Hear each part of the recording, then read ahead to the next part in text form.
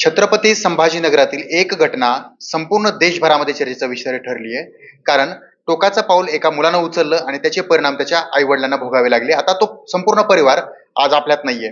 मात्र हे एकाच ठिकाणी नाही तर अनेक वर्षांपासून तो जो खवड्या डोंगर आहे, त्या खवड्या डोंगरावर माफियांनी तर त्या ठिकाणी हौदस माजलेलाच होता. त्याचे परिणाम आता भोगावे लागतायत. म्हणजे मागील 4 वर्षांपासून 13 जणांनी त्या ठिकाणी आपली जीवनयात्रा संपवली आहे. आणि या संदर्भामध्ये त्या खवड्या डोंगर जो परिसर आहे, त्या काठाला सुरक्षा भिंत असावी किंवा यानंतर अशा घटना घडूच नये यासाठी खबरदारीचा उपाय म्हणून सभापती सचिन गरडे यांनी आता जिल्हाधिकाऱ्यांना पत्र दिलंय. काय देताय तुम्ही पत्रामध्ये? कारण जो पॉइंट आहे त्याला एक वेगळंच नाव पडलंय, जीवनयात्रा संपवणारा पॉइंट असं त्याला म्हटलं जातंय. काय तुमची मागणी आहे? तुम्ही आता सांगितल्याप्रमाणे मागच्या 4 वर्षात एकाच ठिकाणी जे खवडा डोंगर आहे आणि 13-14 लोकांनी आपली जीवनयात्रा त्या ठिकाणी दुर्दैवी प्रमाणात जे काय जीवनात त्यांच्या चढ उतार असतील त्याला संघर्ष न करता तिथं जाऊन त्यांचे जीवन संपवलं. आणि कालची घटना तर ही नॅशनल न्यूज झाली. ही आपल्या शहरासाठी किंवा आपल्या राज्यासाठी चांगली गोष्ट नाही. कारण प्रशासकीय यंत्रणा असताना म्हणजे कालच्या घटनेत तर एक पाहावयास मिळालं की एखादा व्यक्ती जातो आणि जाऊन आतो त्यावेळेस प्रशासन किंवा कोणाला जिम्मेदार आपण जास्त ठरवू शकत नाही, कारण ती घडलेली घटना असते इमिजिएट. पण ज्यावेळेस 3-4 तास एखादा परिवार तिथं साठी त्यांचा मुलगा उभा असतो आणि त्याच्या आई वडिलांसह पोलीस यंत्रणा पण होती, पण फक्त कन्व्हिन्स करण्याव्यतिरिक्त दुसरं काही करू शकले नाही. माझं वैयक्तिक मत आहे की जिल्हा प्रशासन व आपत्ती विभागाने याच्यात जरा पुढाकार घेऊन खाली काही सुरक्षा यंत्रणा राबवण्याचा प्रयत्न केला असता यश आला असतं नसतं नंतरचा भाग होता, पण उपाययोजना राबवायला पाहिजे होता.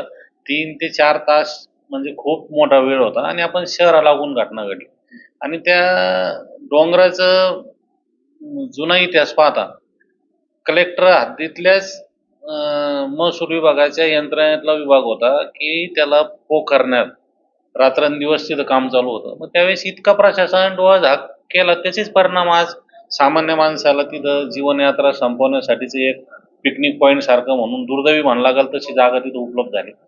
ती कमीत कमी आता इथून पुढे होणं म्हणून मी कलेक्टर साहेबांना याचं एक निवेदन देणार आहे, पत्र बनवून ठेवलं किंवा त्वरित याच्यात लक्ष घालून प्रायोरिटीवर घेऊन त्याची जी काय डोंगराच्या जिथून उडी मारल्या जाते तर तिथं काय जागाचं मोजमाप करून एक 20 फुटाची 22 फुटाची तरी एक संरक्षण भिंत उभारावी.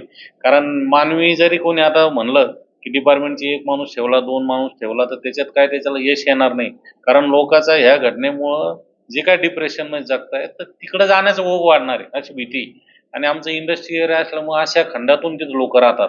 बरेच लोकांना त्याची फॅमिली असती नसती, त्याला कोणी मागं पुढं बघायला नसतं.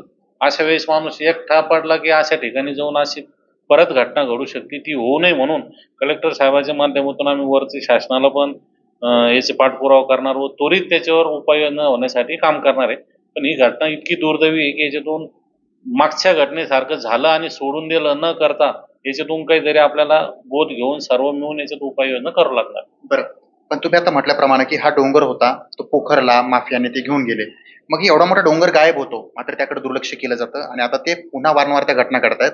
त्यामुळे तो डोंगर सगळ्यात जास्त चर्चेत आहे जिल्ह्यात. 100% कारण शहराला लागून 8 ते 9 किलोमीटरच ते डोंगराचा परिसर आहे. आणि इतक्या ठीक आहे त्याच्यात 10% प्रमाणात 20% प्रमाणात लिगल गोष्टी झाल्या असतील त्यावेळेस खडीकरणाच्या किंवा त्या क्रेशरच्या, पण 80% अनधिकृत झालं हे वेळोवेळी आम्ही पेपरच्या माध्यमातून कारवाईच्या माध्यमातून बघत आलो. पण मी मारल्यासारखं करीन तू रडल्यासारखं कर अशाच प्रकारच्या भूमिकेत त्या डोंगराचा पूर्ण निसर्ग ह्या माफिया लोकांनी पोखरून खाल्ला. तर त्या खाल्ल्यापुरतं मर्यादित नाही राहिलं तर आता ते लोकांच्या जीवाशी खेळण्याचं तिथं एक जागा निर्माण झाली. हे एकदम दुर्दैवी. आणि याच्यात खरंच जिल्हा प्रशासनाने आता तरी याच्यात लक्ष घालून ह्या गोष्टी पुढे होऊ नये यासाठी खबरदारी घेतली पाहिजे. तसं नाही झालं तर आम्हाला आमच्या पद्धतीने याला समोर आणून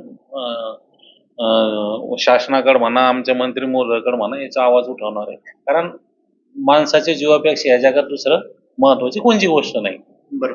नक्कीच आपण पाहतोय जो खवड्या डोंगर आहे तो आता सर्वाधिक जास्त चर्चेत असणारा डोंगर आहे. कारण त्या ठिकाणी जी काही पावलं उचलली जात आहेत ते अतिशय चुकीची आहेत. मात्र आतापर्यंतचा जर इतिहास पाहिला गेला मागील 4 वर्षांमध्ये 13 ते 14 जणांनी या ठिकाणी स्वतःची जीवनयात्रा संपवलेली आहे. त्यामुळे या घटना घडूच नयेत यासाठी सुरक्षा भिंत त्या ठिकाणी बनवण्यात यावी ही मागणी आता सभापती सचिन गड करतायत. सचिन बडे, लोकशाही मराठी, छत्रपती संभाजीनगर.